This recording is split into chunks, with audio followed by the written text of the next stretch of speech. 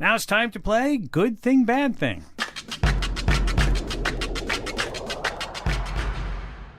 Because every story has a flip side. Now, last Sunday, SpaceX had another launch of its Falcon rockets. It was a beautiful evening launch. Maybe you saw the pictures. And the launch seemed to go according to plan, with the company successfully recovering the first stage of the rocket back at Cape Canaveral.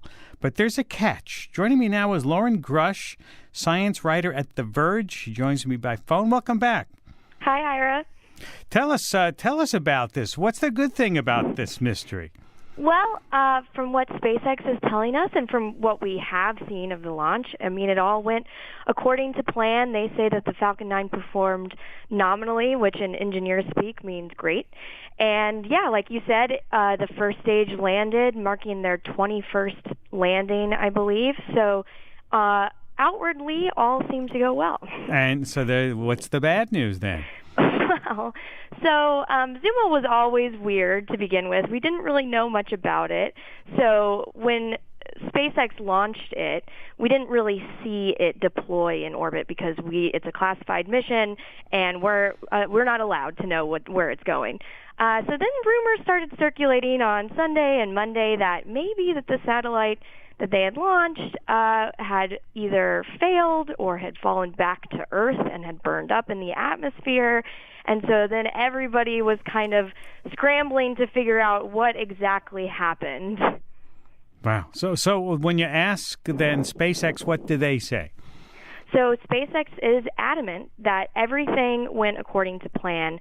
So a lot of people are asking questions, okay, so how could have it failed? Because when SpaceX says that its rockets worked well, that typically means A, it launched, B, it got the satellite to orbit, and C, it deployed the satellite into orbit. But then we started to learn some details.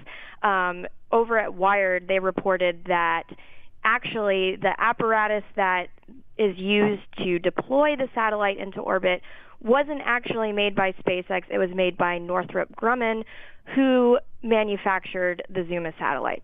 So if that apparatus called the payload adapter failed, then the satellite might not have gone into the orbit. It would have stayed attached to the rocket. And then technically it would not have been SpaceX's fault. It would have been Northrop Grumman's fault. But I want to couch all this by saying no one really knows. That is just a working theory at this point because it's a classified mission.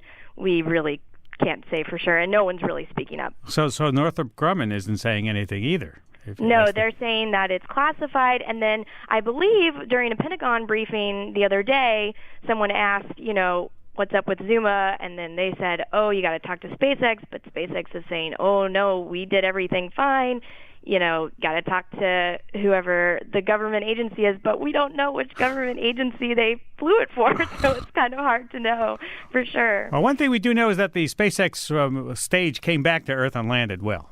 We've seen that. And if we are looking at SpaceX's activity, they are behaving as if nothing is wrong. They posted beautiful pictures of the launch, and they rolled out their new Falcon Heavy vehicle. Tell us about that. Tell us what we're waiting for on that. So later this month, they're going to launch their new Falcon Heavy, which is the heavy lift version of the Falcon 9. But first, they need to do a static fire, which is basically to make sure that all the engines are working properly. They go through all the propellant loading. And I believe the latest news on that is that they're going to try again for tomorrow evening.